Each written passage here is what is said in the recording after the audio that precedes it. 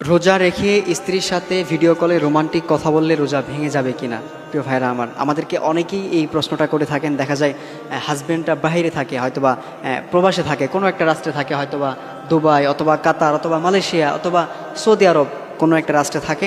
আর স্ত্রীটা দেখা যায় যে দেশে থাকে, অথবা স্বামী ঢাকা কোথাও একটা জব করে, স্ত্রীটা গ্রামে থাকে।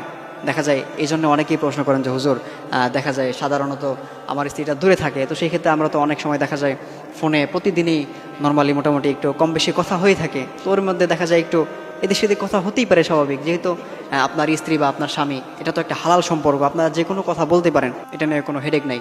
তবে এখন বিষয় হচ্ছে যে এই রমজান মাসে স্বামী স্ত্রী একে অপরে ভিডিও কলে রোমান্টিক কথা বলতে পারবে কিনা? প্রিয় ভাইয়ের আমার, আপনাকে একটা বিষয় মাথায় রাখতে হবে। আপনি বলতে পারেন, কোনো সমস্যা নাই। আপনি, আপনার স্ত্রী তো আপনার জন্য হালাল, আপনার স্বামীটা আপনার জন্য হালাল। প্রত্যেকটা সেকেন্ড, প্রত্যেকটা মিনিট, প্রত্যেকটা মুহূর্তের জন্য আপনারা স্বামী স্ত্রী একে অপরের জন্য হালাল। এখানে হারাম কোনো সম্পর্ক নাই। কিন্তু এখানে বিষয় হচ্ছে যে এখন রমজান মাসে এটা বলা যাবে কিনা? হ্যাঁ, বলতে পারবেন। তবে একটা বিষয় মাথায় রাখবেন, সেটা হচ্ছে যে আপনারা যখন কথা বলবেন, মানে কথা, যেহেতু এটা রমজান মাস, আপনারা এটা একটু ইবাদতের দিকে একটু কাটিয়ে দেওয়ার চেষ্টা করবেন। এই রমজান মাসে এগুলো থেকে একটু বিরত থাকার চেষ্টা করবেন।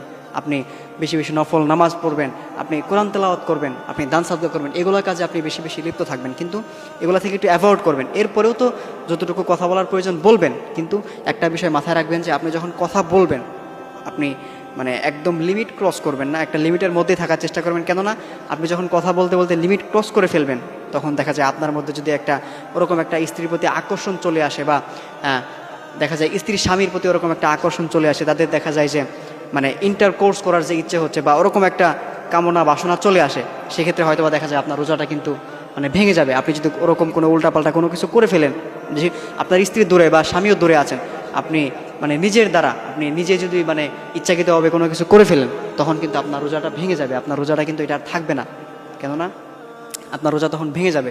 এই জন্য প্রিয় ভাইরা আমার, অবশ্যই এই বিষয় থেকে সতর্ক থাকতে হবে। আমরা রমজান মাস একটু আল্লাহ তালার বেশি বেশি ইবাদত করবো, আমরা নফল নামাজ পড়বো, কেননা আল্লাহ তালা বলে দিয়েছেন, আস-সাওমু লি ওয়া আনা আজজি বি, রোজা হচ্ছে এটা আমার জন্যে, এটার প্রতিদান আমি নিজে আল্লাহ তালা দেবো। এই জন্য প্রিয় ভাইরা আমার, এই রোজার মাধ্যমে আমরা কিন্তু আল্লাহ তালার নৈকট্য হাসিল করতে পারবো। এই রোজার মাধ্যমে আমরা আল্লাহ তালার কাছে যেতে পারবো।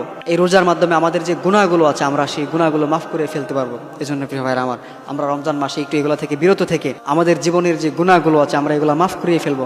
আমাদের জীবনে তো অনেক গুনাহ আছে, এই রমজান মাসের দ্বারা, এই রোজার দ্বারা আমরা আমাদের গুনাহগুলো মাফ করাতে পারবো।